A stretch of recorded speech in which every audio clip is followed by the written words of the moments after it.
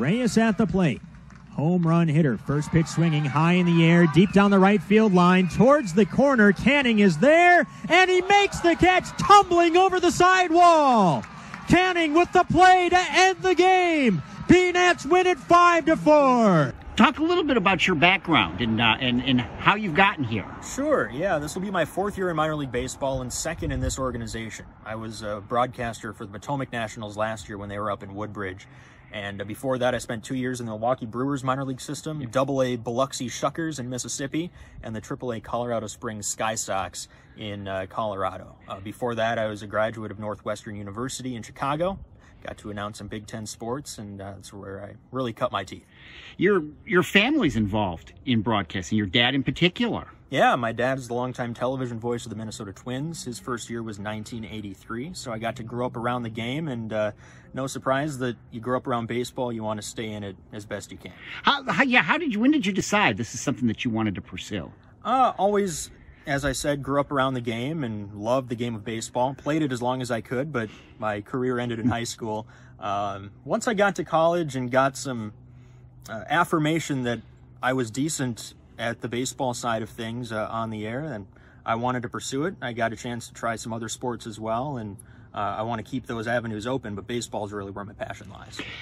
As far as broadcasters go, who are some of the ones that you've kind of modeled yourself after or admired maybe from afar or even close up? Well, besides the obvious, I listened to my dad 3 hours a night for 20 years growing up, but you know, I do have a chance to listen to a lot of Major League play-by-play on my car radio, on my app now.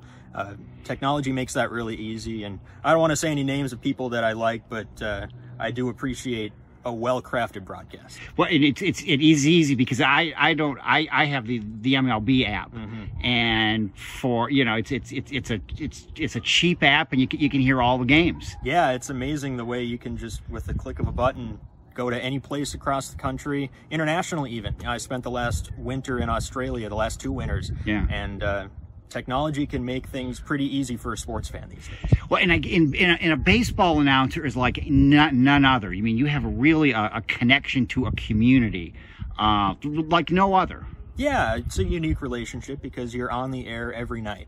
And baseball, I think more than other sports, there's a daily rhythm to the season, and people, especially if you're tuned in every night, you establish a relationship to that broadcaster. So hopefully I can grow my relationship to the people of Fredericksburg and Fred Nats fans. Well, and with the Fred Nats being brand new and the excitement that is here, it's exciting. It'll be exciting for me. I know it'll be exciting for the players. Players feed off fan energy, whether it's positive or negative. And even though it's going to be a difficult start to the season with a 2-week-long road trip and all the complications of opening up a new ballpark, I think in the long run, it'll be a galvanizing effect for the players, and we should have a pretty good team on the field this year. You don't think of that, but I mean, for you, I'm sure as you've looked at that schedule, it's just, how do you navigate something like that? Oh yeah, no, it's a 140 game schedule, same number of home and road games, but when you start on the road for 2 weeks, that really throws you into the fire. So if they can make it through the other side of that, get into the home heavy schedule, they should have a lot of fun and win a lot of games in front of their home fans. Well, and Eric, being in minor league ball, I mean, it must be exciting to you see these guys, and a few years with the Potomac Nationals, in some cases not all that long. You see these players at this level, all of a sudden when you see them in the majors, that's got to be a thrill. Absolutely. You see the world champion big league club last year, and so many of those players who made an impact in October either came through Potomac on rehab assignments or came up through their development system. Juan Soto only spent a couple weeks, but we get to claim him as an alumni. So yeah, that's one of the things that the more diehard fans of minor league baseball will really appreciate. You get to see players before they hopefully make it up to the bigs. Looking forward to the season and looking forward to getting to know you, and welcome to the community. Happy to be here. I've loved my time in Fredericksburg so far, and I can't wait to get to know it even better. Here's the 3-1 pitch. High drive to deep left field, and it is not coming back.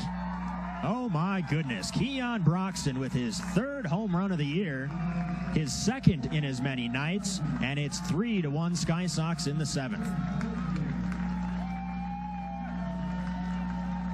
In a hitter's count, Keon Broxton shows that 20 home run power.